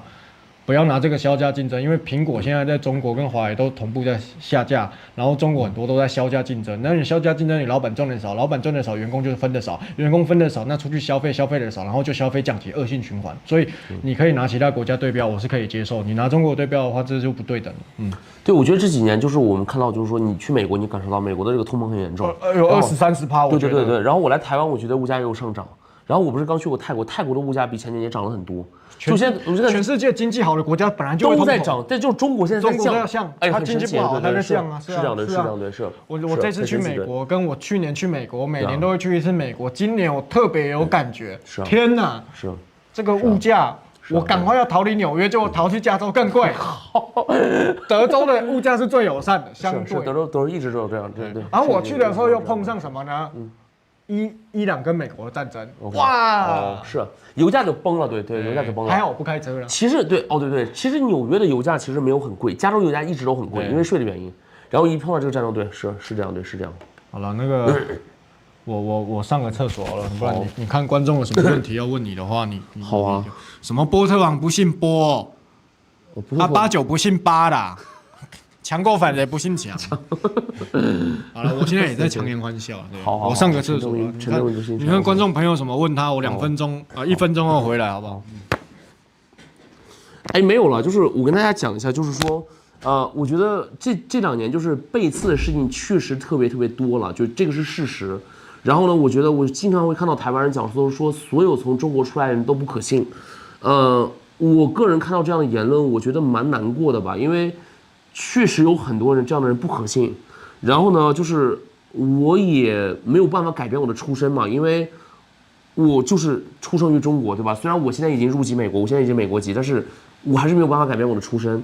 然后确实有很多，无论是中国出来的人，还是像就是那某个狼，对吧？他是有在中国就是接受这种教育，他们都是会背骨和反水，对。然后我觉得这事也很无奈了，但是我觉得就是至少到目前为止了，就是除了陈宇正有跟八炯私下里面讲我的坏话，或者说讲八炯的坏话，除此以外，其实我没有任何的就是公开的这种，比如说反水啦，或者是这种就是背刺啊，从来没有任何这样的爆料。对，所以我觉得就是我只能这么讲了，就是如果大家不信任，那就不信任也没关系。但是对，大概就是这样了。对，我看一下有什么问题。其实我现在不算什么公众人物了，因为就是对我现在的这个人生重心在做别的事情。然后我有在纽约读 MBA， 然后MBA 是很特殊的一种硕士了。然后学费我这2天算了一下啊，有576万台币，是576万，对。然后换算成美元呢，就是18万美元，所以我现在经济压力也比较大了。然后所以呢，就是我觉得现在就我的人生重心在做别的事情。然后也有在跟人创业了，所以就我没有那么闲了，就是会去跟一个，说实话就是没有什么正经工作，也没有读过书的人，然后去跟他去犯闲话，去讲别人坏话，我没有这么闲了，说实话。然后对，就是这样。然后陈宇正刚反攻的时候就很奇怪，对，陈宇正我后来才知道，就是他在反攻的时候有造谣。其实如果我知道这个事情，我如果知道这个事情，我不会邀请他去我家。然后，但是我之前不知道，因为他的影片其实我不是很看得下去，所以我并不是很知道他做的影片的内容和质量了。然后我后来才知道他的影片质量其实很低。然后呢，就是而且他有造谣。然后就是我后来我之前不知道这个事情，所以我有邀请他去我家，就是跟八炯当时去的时候一起，大概就是这样。然后经济压力大，要去中国办分身份证。他说你什么学历？感觉你是在哪里啊？读书分子。哦，是啊，我在中国和在美国都有读工程。然后我有在那个美国的普渡大学拿一个，北京大学不，没有，不是北京大学了，北京理工大学。北京理工大学。对，然后这是一个对。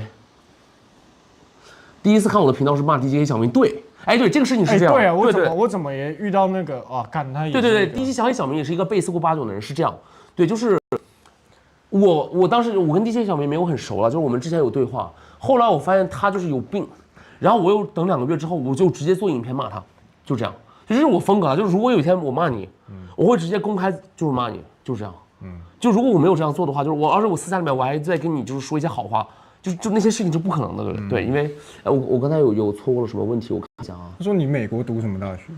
我在美国读的是普渡大学，然后就是有读工程，因为普渡大学的工程在美国很强。哦。然后我现在有在纽约大学读 MBA， 然后纽约大学的商科很强。对，就是这样。打 MBA 了？什么 ？MBA？对。哦。你要说什么？要打吗？没事，我只是看留言而已。对。有人问明先生哪去了？其实明先生的话，你要怎么讲？读完 MBA 之后叫 MBA， 笑死。哦，对，是陈宇镇，你以为老子很闲啊？对，是。哎，你知道陈宇镇给我发的消息，就是我因为快要来台湾的时候，是这样了，我因为快要来台湾的时候。OK， 好，这样。哦，我有电话，不好意思，我有个电话。哦，那你麦克风拿掉吧。好，不好意思，对，好。哦，是不是他打？然后你先忙。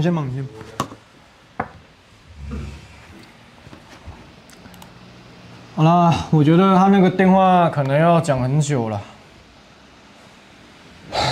我情绪。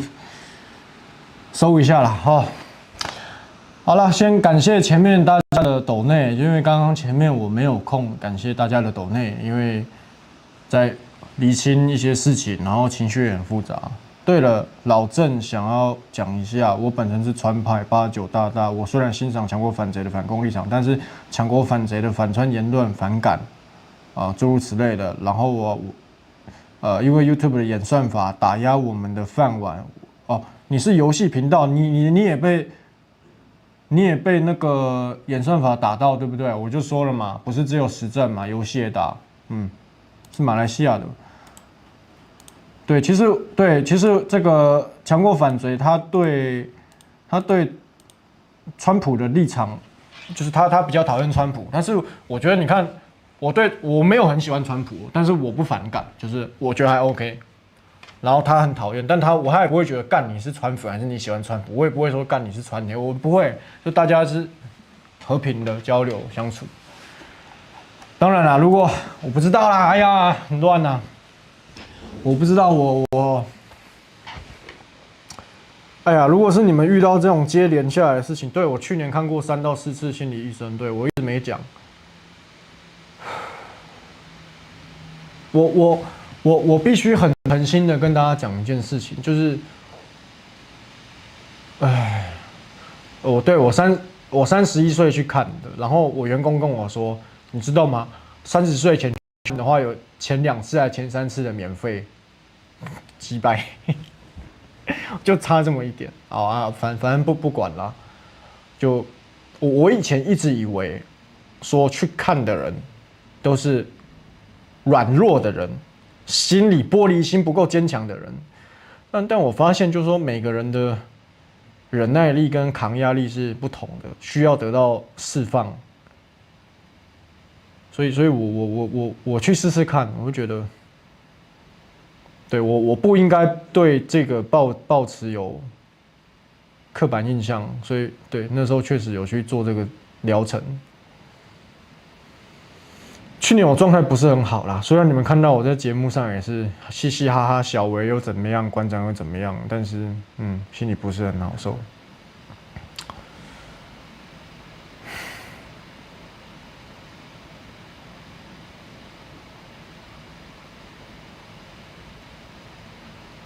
谢谢你的抖内支持89，谢谢你1690块，谢谢你30块。有人说刚好相反，去看心理医生都是抗压性很强的，真的吗？因为其实我的那时候我去看心理医生，我心理医生也是，都认识我哎，然后他也说，我看你每天工作时间是这样子的，然后也常常改那个看医生的时间，他也觉得这样不好，然后很多啦。我不知道，道理都懂，要怎么放松，要怎么都懂。有时候情绪过不去，我不知道怎么讲。谢谢你的礼物，还有谢谢你们的抖内。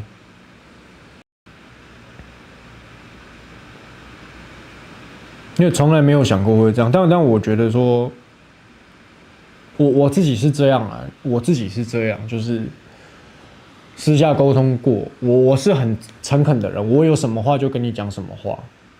就是能私下解决的，我一定尽全力私下跟你解决，不管是你还是我的，我觉得没有必要断人家的路，我自己是这样，所以，我也希望有什么误会可以解开，我本来就是这样的人，不然你要怎么容纳更多人，你要怎么海纳百川？去年419。为什么有去年11.9？大家的众志成城，大家的努力。那现在为什么523、524分道扬镳？我努力，我尽力了，你不能怪我。你什么时候看过台独旗跟中华民国国旗在同一个在台湾的政治场合机会出现？今天已经不可能了，回不去了。我觉得很痛心疾首。就算罢免失败了。两派还是可以继续合作。今天的游行也是全部中华民国国旗跟台派旗一起出现在这场523或是524的游行也好，集会也好，结果呢，我不怪谁啦，就是我怪我自己没有能力去解决这件事情啦，然后解决这么多次，3次到5次。对，然后私下讲的又跟台面上讲的不一样啊，随便啦，这也不重要啦。我觉得我已经尽我最大的努力，那你铁了心要这样，那我也没办法。反正这件事让我很挫折，说我以后要不要相信别人。然后刚刚干你啊，刚刚又我这集很多脏话，大家不要介意啊，就是他妈的这个没有办法，就是太多一下子资讯量这样爆炸了。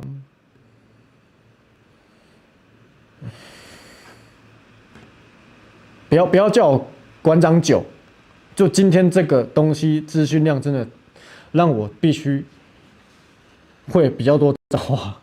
谢谢你们的抖内，抗压性太好反而容易生病。你看我这边都有一点泡泡，我这2个礼拜都没睡好，有点肿胀了。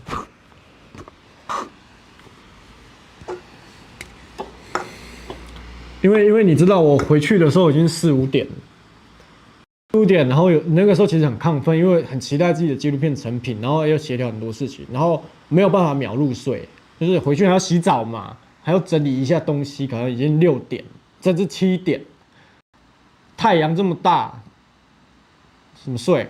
吃那个褪黑素啊，你知道吃褪黑素吃久了，这边会长很多疹子跟痘痘，因为你生理机能会很乱，甚至脖子会肿，我自己会这样啊。但是吃安眠药的副作用更大啦，因为我这是长期吃褪黑素，而且我都快早上才吃嘛，非常时期啦，没办法，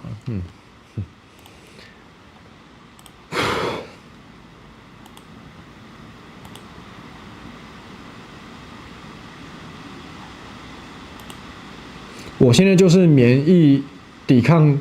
我现在就是免疫降低在过敏，对啊，也有可能，因为我确实也过30岁了嘛，那个人上一点年纪本来就是免疫力会确实不如年轻的时候嘛，是不是正常嘛？任何能力都不如18岁的时候，好，懂了就懂哈，但也没有差成这样子了，没有，我现在在强颜欢笑啊，对吧？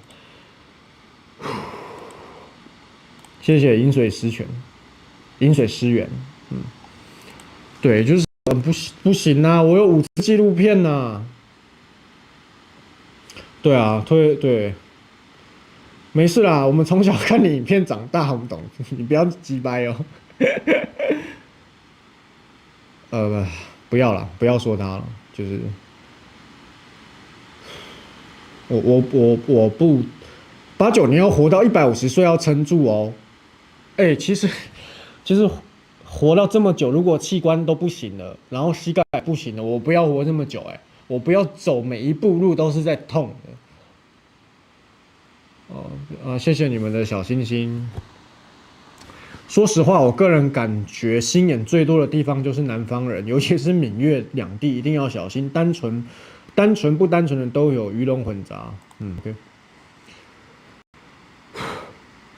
台美党跟复国党攻击89，说89是89支流，什么意思啊？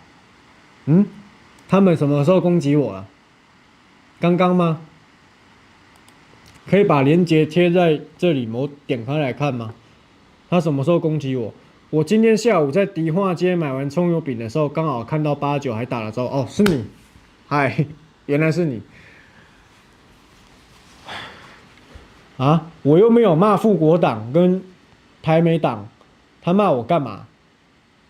鸡掰哦，他骂我干嘛啦？我是骂他了。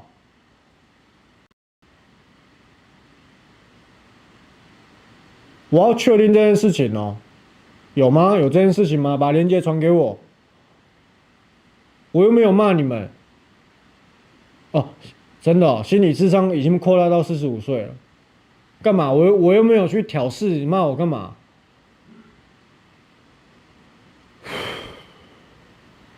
还是有人在造谣，没有这件事情。没有齁。好了，没有就没有，害我差一点就要误会人家了。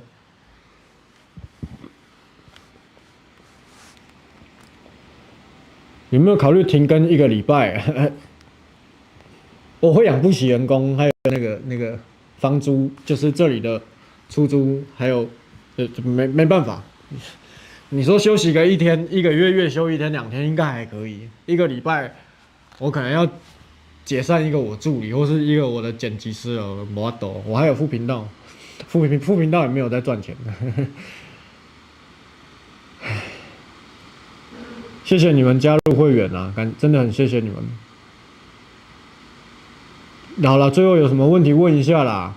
我也想要，我在10到20分钟，我想要下播了。我的情绪我还要整理一下。不是我其实也可以不用996。如果我今天自己一个人的话，我确实是可以正常休息啊。89不是温子仁吗？89你很了不起，你跟我哥哥年纪差不多，为了理想付出了很多些。其实我是2018年香港来台湾的，当年看你的时候还没有会员制度，知道你很年轻，压力很大，但其实今天也很好，你知道有一个人真诚对你。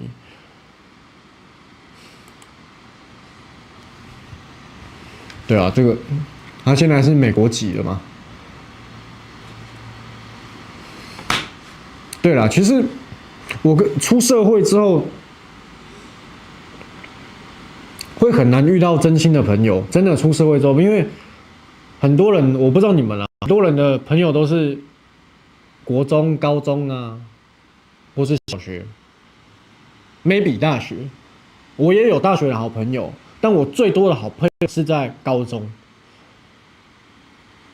出社会之后，因为可能很多人的社交圈满了，就会很少真的很好。因为从小认识你，知道你个性的，知道你良善的，知道说每个人个性不一样，我们可以怎么互相去调和，真的很难。就是出社会之后，大家会没有那个耐心去磨合，会去认识这一个人。所以如果当出社会之后，真的遇到一个，要好好珍惜啦。哦。而且我不知道啦。如果按照他的说法，我回去沉淀一下，如果真的可惜，那我觉得我觉得我也没损失什么啊。你看一个前中国的山西人，比我大1岁，后来加入了美国国籍，20多岁的时候加入了美国国籍，然后他在美国，在台湾，然后我们有这样的因缘机会可以成为好朋友，我觉得世界上可能很难得有这样的友情缘分啊，但我不确定，因为我回去要整理一下我思绪，因为我现在，当然他刚刚讲的也是头头是，但我觉得我也是要客观一下，我也是希望说他没有骗我嘛，对不对？我也是要回去调整一下，说不定你不要骂我，说不定陈老师讲的也有是真的啊，我不知道啦，现在很乱很复杂啦。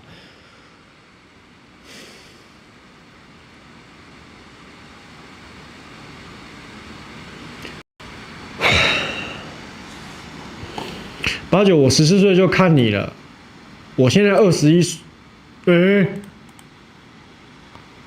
合理吗？我24岁做到31岁，哦呦，好像合理耶，差不多。干，我让一个14岁的人看我看到21岁。我以前也是小粉红，看了1-2年，现在觉醒了，都裁掉好了，找我们中国大陆的人帮你做，我们只需要5000人民币。不是，重点是我外包反共的东西去强烈给中国人做，确定这件事情是可以的，确定这件事情是可以的。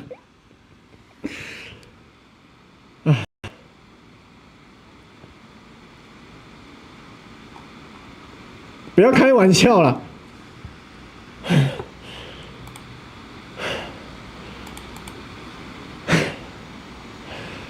哪个87乱造谣，台美党跟复国党89来乱？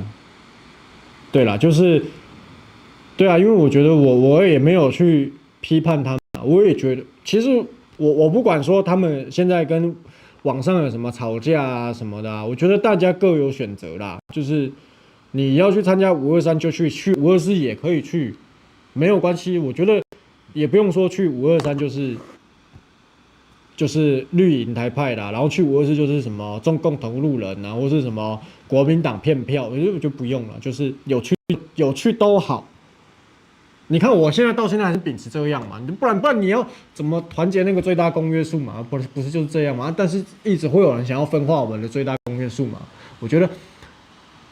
我也不知道怎么样，因为反正我只能说啦，去年即便大罢免失败，如果没有一些事情的话，今天523跟524是可以一起办的。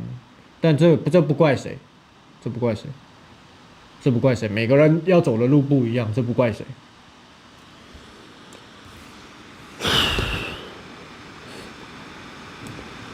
你认为中国大陆会民主化吗？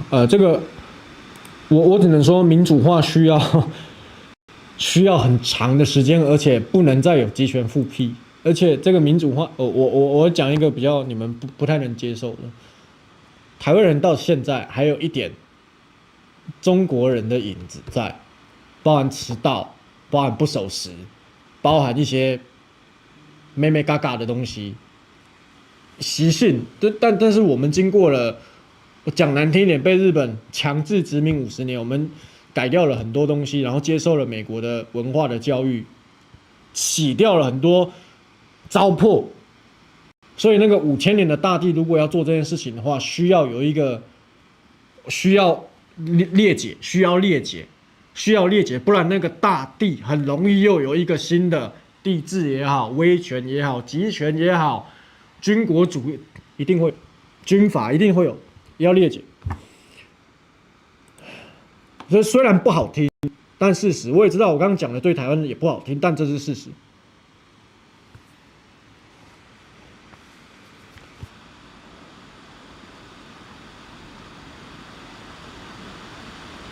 好了，就最后有什么问题问一问就差不多了吧？谢谢你，岛内坦克人。没有，我现在看到坦克人也有 PTSD 啊，因为你们知道最近有一个，我也不知道是假账号还是，总之有一个坦克女一直来我频道说要娶我，要嫁给我，我觉得很可怕，觉得很可怕。然后又说什么我觊觎她美色，我在贪图她美色，我都不知道你在讲什么。我勾引她，让她来勾引我，然后让她娶回来变成陆配，然后再让我一起去大陆去她家，然后变中国人生中国宝宝，我都不知道他在讲什么还说他看不起我们台湾人，然后我娶她是高看，我都不知道在讲什么。我最近对这个人有 PTSD 很恶心我也不知道，说不定后面是一个抠脚大叔也有可能嘛，对不对？好了，好了，对，就是那个猪会飞了。你讲完了。哦，好了，差不多了哈。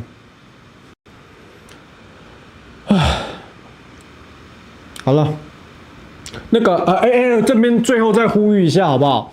等一下，我这边再呼吁一下，稍等我，就是这个东西，等一下你们有看到吗？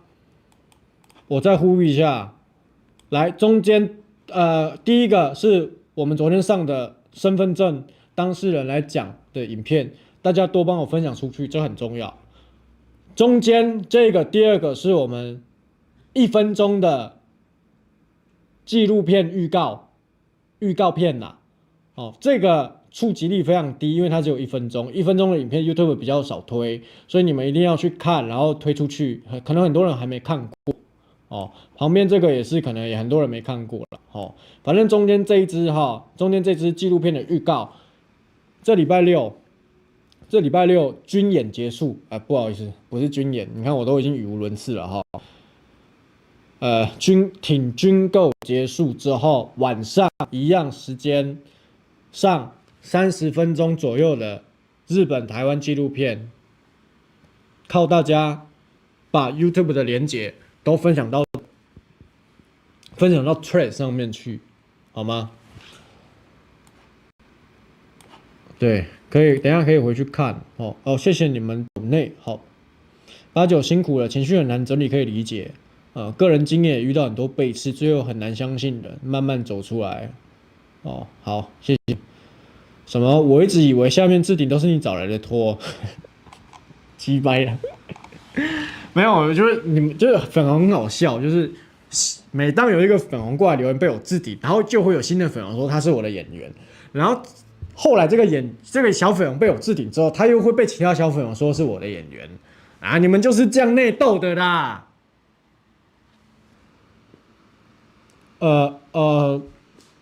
50万订阅的频道以下才有热推，51万就没有热推了，所以我100多万的频道我没有热推，我只能靠你们主动去频道页面观看，然后去把这支影片看完，点赞分享出去。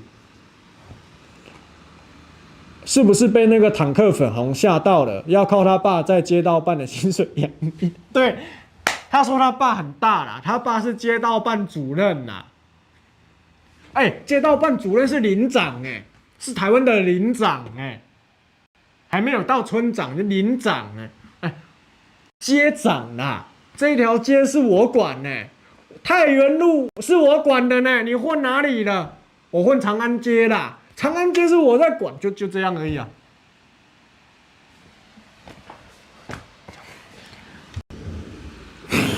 5支纪录片成本约1000万，所以我觉得烧很多钱了，所以那个 YouTube 如果有在降我的流量的话，我广告费没办法打平啦。对，所以对了，谢谢你们了。好了，最后一个问题我回答就差不多下播。最后可以问89对大学教授对现在大学生有些舔共言论看法吗？我觉得不用怕，就老师讲什么反驳就好了。其实学校就是学术交流的地方，老师有他的意见，你也可以有自己的意见啊。老师宣扬，你可以反驳老师啊。大学、学校、殿堂、学术殿堂本来就是辩论的地方嘛，可以啊。反而不让人家辩论的大学我觉得才很奇怪。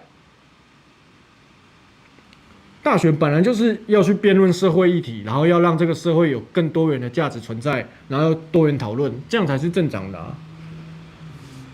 找我们大陆人只要1000块就帮你们做，你确定我反共的纪录片给你们做是可以的吼？可以的吼。唉，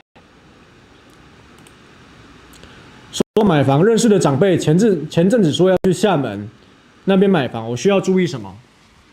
不要这么快就阻止他啦。我觉得你顺着他，然后你说你也想去看看，然后顺藤摸沟啊。